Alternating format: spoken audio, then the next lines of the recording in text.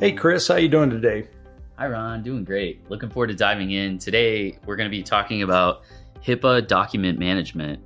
And I think just to sort of start this out, it's probably helpful to talk about some of the different scenarios that we've seen and maybe just some of the scenarios that are, pretty common that this might apply to. Maybe we can just talk through some of those briefly for folks, and then we'll get into some of the mechanics of it. How does that sound, Ron? Yeah, I agree with that. There are definitely many, many different scenarios. Do you want me to start? Do you want to kick it off? Yeah, over to you to start us out here. Okay, great. So a lot of times when clients approach us, usually they have a non-HIPAA compliant site that they've started doing some marketing for their practice. And then all of a sudden they want to add things like HIPAA compliant onboarding forms, right? Or consent forms or things like that, or even online bill pay. If I do an online bill pay and it says I'm paying for my, whatever it is, insulin treatment or whatever, chiropractics may or may not apply, but I'm not sure how it dives into PHI there. But anything that ties my bill that I'm paying, even with a diagnosis or a treatment of a particular anything, ends up falling under PHI, right? So we have to talk about the different tiers of HIPAA, the tier 1, 2, 3 that we've covered in numerous videos. So either you've got to do a tier 1, which is working around HIPAA. So that would be our onboarding form uses a SaaS-based tool, or we do a live integration from that non-HIPAA compliant site into their EMR so that when they fill out the form and hit the button, it posts the form data directly into the EMR and not to the non-compliant website, right? So we have onboarding forms. We've certainly got signatures sometimes when it comes to prescription and provider signatures. You've got subscriptions. You've got all kinds of different information that as soon as you tie any kind of personal contact information, which is not HIPAA compliant, to any type of diagnosis or medication, which makes it personal health information, and now it has to be HIPAA compliant.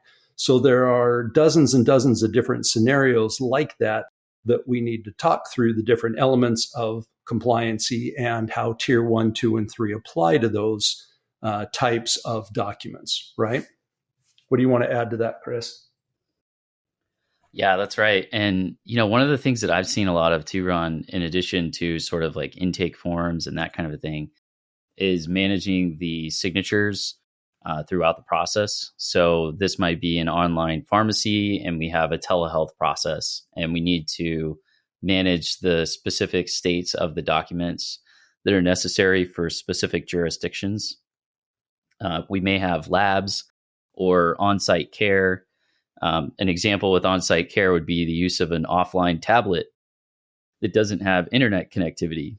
And someone needs to be able to fill out a secure HIPAA form and, maybe even take pictures and embed those in the document, and then be able to upload it later and have it sort of persist to local storage and then be able to intelligently sync back into the HIPAA secured cloud environment offline once they get reattached to the network. And so those are some scenarios that I've seen that are pretty interesting. We also have scenarios where there are large organizations that are dealing with compliance audits related to HIPAA, but also just generally they might be applying for Medicare or Medicaid. And maybe they want their healthcare organization to be able to qualify for Medicare and Medicaid insurance. And there's a lot of HIPAA documentation, but it's also document management in general. And so there's an interesting concept here with marrying sort of the best of breed technology that's available in general in the industry with HIPAA compliance. And I think that's ultimately a panacea for a lot of our clients, is being able to use some of the latest tech and being able to use some of the latest capabilities as they are really, a lot of them, an excellent user experience, but also still being HIPAA compliant. And so that's really a big objective that we have when we're working on these types of projects. So one of the interesting things about this typically is you might ask, how am I going to make sure that my document management process is as robust as it can be and still meets the criteria necessary to be HIPAA compliant? And generally speaking, I would say that it makes sense to go through an analysis process.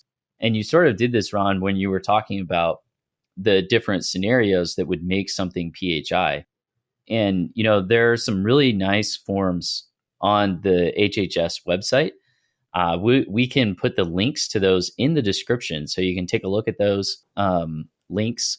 And just generally speaking, the summary is that there are questionnaires on the HHS website that literally walk you through step by step. If you're doing this, it's not HIPAA. If you're doing this, it may be HIPAA. Answer the rest of the questions. And you just go through this wizard essentially to tell you if what you're doing is HIPAA or not. And of course, we're not wanting to represent ourselves as HIPAA legal experts, more the software side of things. But ultimately, like the first thing that you're going to want to do in general is lay out a roadmap or essentially steps that someone's going to complete, and maybe just like a logic tree where you can see some of the different scenarios that your documents and your users, depending on which type of user they are at which stage of the document, you're going to want to essentially visually map this out if you can, and create some form of, it can even be a bullet list, but some form of workflow that your documents are going to go through, and then attempt to identify some form of tagging or categorization of whether or not it's HIPAA during that part of the workflow, whether or not there's sensitive information, and what the source is of the sensitive information, and what the destination is, who's going to be hosting it, where is it going to live.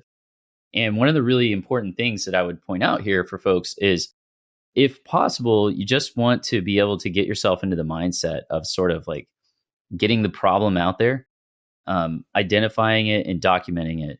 What do we need? What's the ideal solution? What is the ideal workflow? And just get it documented. Then really the next thing that typically makes a lot of sense is to then decompose that and work into taking what the ideal scenario is for, let's say, a telehealth process where that you're going to have your pharmacist or your doctor get in touch with the patient. That eventually creates a prescription that gets sent to a pharmacist, and all of this has to be documented. And there has to be a signature from the patient, possibly a signature from the doctor, recordings that are preserved, etc. Answers to PHI information in forms. So ultimately, the theory is like you want to just get it out there, and then sort of the next step I would recommend typically is trying to decompose it into the categories of where does it start to become HIPAA, where does it start to become something that you need to look at. Okay, where is this going to live, and sort of trying to contain that PHI information as you're going. And Ron, you were talking about this with some of the examples. Once someone goes through this process, and of course, given the opportunity, we're always happy to help. This doesn't necessarily take a long time. It's just something that you're going to need to do it. Whether you work with an expert or you're doing this individually, you're going to need to sit down and spend the time and map out what exactly is your process. And so once you have that, to me, Ron, what makes a lot of sense is then to sort of analyze what tools can we use given this situation. And maybe it would help for us to just sort of talk through some scenarios that we see quite often and just kind of discuss how we might handle that. And you talked about tier 1, 2, and 3. Will you sort of explain that as well? Sure. So tier 1, the way I describe it, is HIPAA through obfuscation or through workaround. Tier 2 is we have PHI data and we're going to be storing it, but we're not allowing it to be edited. And then tier 3 would be we are going to have PHI data. We're not only going to store it, but we are allow editing of the PHI data. That's tier 3. All three of those scenarios have different pros and cons and different depths of technology and implementation that needs to be done. And the way I always say it is, tier 1 is a few grand. Tier 2 adds on at least $5,000. Tier 3 adds on at least $10,000. That's just it. So when somebody comes in and says, I need you to build me an online pharmacy portal, If I said, oh, what kind of medications? And they said, oh, it's just over the counter. Well, then we don't have any PHI data, right? There's nothing that falls within PHI data or that. So I can say, okay, and whatever pick your number. It's 40 grand for that, right? If they came in and said, oh, but we want to offer prescriptions, then minimally, if we're going to store that PHI, it's an additional 5 grand. But as you just clearly articulated the workflows, well, if I'm offering medication like Viagra, if I just go say, oh, here's a site that sells Viagra, I'm going to order 50 Viagra.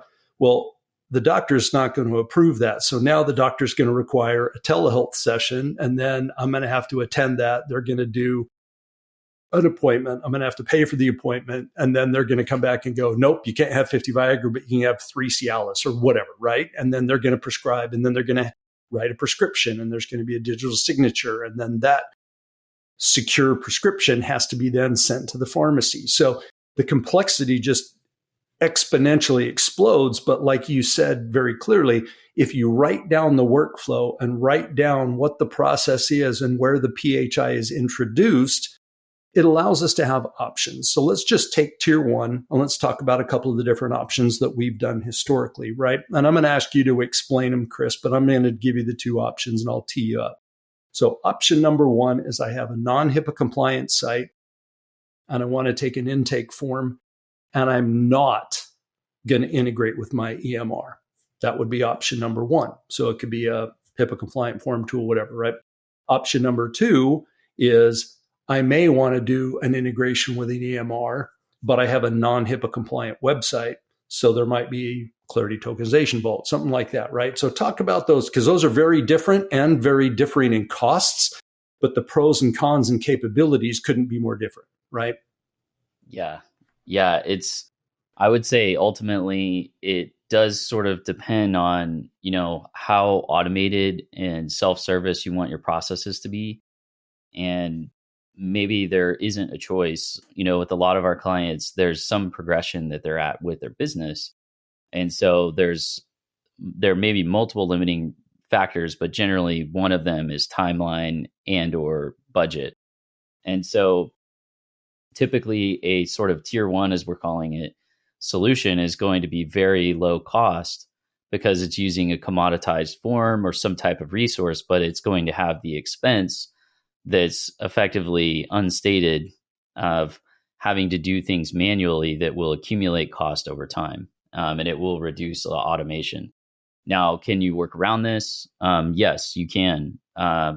So it may make sense for a lot of businesses to use, sort of like a more off the shelf scenario. And like you were saying, Ron, maybe even not pulling data back to an EMR system or generally, looking at a way to make it less complex because Yep. you're complying with HIPAA without having to make it a complex compliance scenario. Right. And Like our vault. yeah, like a tokenization vault is a great example. And really, like ultimately, if you look at the progression that might make sense for a typical company, if we were to just sort of zoom in on 3 stages of development, let's say, where someone starts with a commoditized offering, they progress to something that's a little less integrated, but still more robust and automated. And then finally a full-on automation. What would that look like? Well, you might start with a proof of concept that, let's say, the marketing team or maybe a research department has suggested. Maybe there are competitors that are doing something that we want to get into the space and just sort of validate with data. Would this work for our business and our customers? So it probably doesn't make sense to expend a lot of resources until it's validated as a proof of concept. So that would be a great scenario in many cases to do a low cost sort of pilot program. Typically for that, you could do something where you're using a SaaS-based embedded form or a tokenized type of model where the data that is being sent in the form, it's actually just embedded, but it's physically, the form itself is embedded in your site or whatever tool you're gathering information from.